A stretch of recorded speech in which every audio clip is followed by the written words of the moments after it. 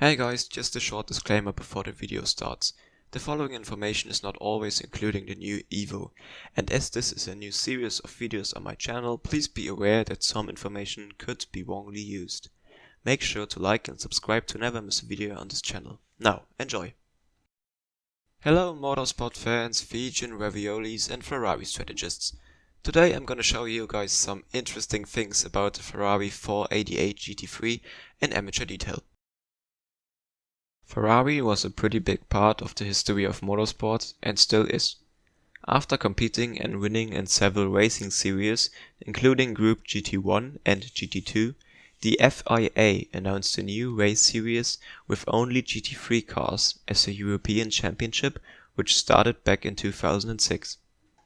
Just 1 year after that, in 2007, Ferrari was willing to use their F430 GTC and make it fit the BOP to be ready on the grid. The rules resulted in several changes to the car, like more horsepower but extra weight of 119 kilograms, which is about 1/3 of a thoroughbred Arabian horse, making the car weigh 1,219 kilograms, which is still 41 kilograms lighter than today. I'll let you do the math here. The specs of the competing F430 GT3 were pretty decent back then. Within 3 to 4 seconds from 0 to 100 kph and between 400 and 500 horsepower was all done by a 4.3 liter V8 engine, which may look pretty impressive, but is actually a big step down from the F430 GTC in terms of other criteria. For example, on the same year at the Spa 24 hours, the Ferrari GT3 was over 7 seconds slower than the GTC variation. And you guys say that the Williams are slow. Overall, the F430 GT3 was still so competitive in its first year that it even won their first ever GT3 championship.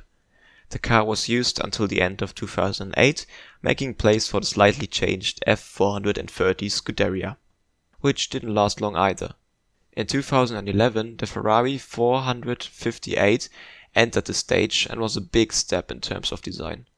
Since 2016, the Ferrari 488 GT3 is used in several racing series around the globe like IMSA, different blank paint series, ADAC Masters and many more. The engine, which keeps the 488 GT3 pushing his limit, is a twin-turbo 3.9 liter V8 90-degree engine.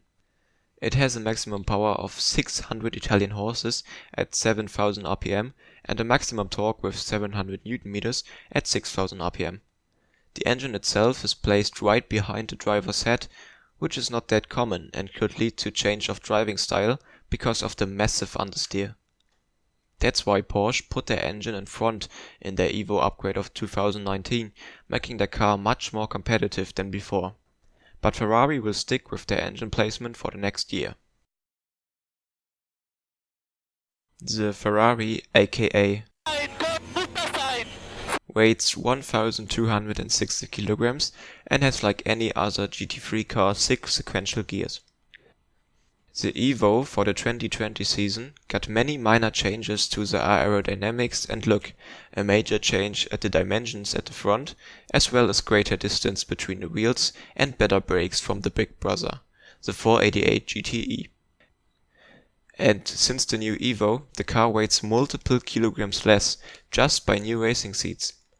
The goal was to balance the aerodynamics of the car, but as a casual GT3 watcher, you shouldn't worry too much about these small updates. The Ferrari 488 GT3 is in my opinion the most beautiful car on the grid. It reflects the Italian art of cars by having sweeping aerodynamic elements. And the taillights, just as the headlights, are really badass, but at the same time calmly beauteous. Of course, this is personal preference, but you can make your own opinion by clicking the links in the description. You actually can't really tell which of the GT3 cars sound the best, but in my view, the 488 GT3 sounds pretty decent. It doesn't sound exotic like the Mercedes AMG or Audi R8 GT3, but at least it doesn't sound like a BMW, am I right? No, for real, the Ferrari can charm on the racetrack at accelerating, but this turbo sound. It makes even the non-car guys grin.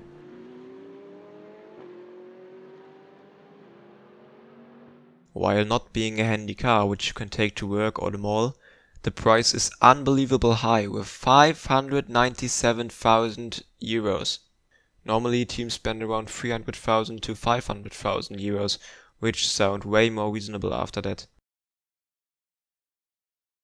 It is clear to say, after looking at the results, that the Ferrari 488 GT3 is a competitive race car. The probably most exciting races were the 12 hours of Sebring and the first round of the Australian GT Championship, considering that the 488 had its debut there and won both of them. It even finished first 200 times after just around 400 races until the beginning of 2019. The manufacturer won 43 titles until that point, and the number is still rising. No matter in which series, Ferrari is nowhere an underdog and keeps on fighting in good old Italian racing manners. It is surely gonna be interesting to see how the new Evo is going to compete. Manufacturers are always trying to get as much out of their car as possible, and with manufacturers like Audi, Porsche and Lamborghini, which done their Evo upgrade last year, the Ferrari shouldn't win too easily.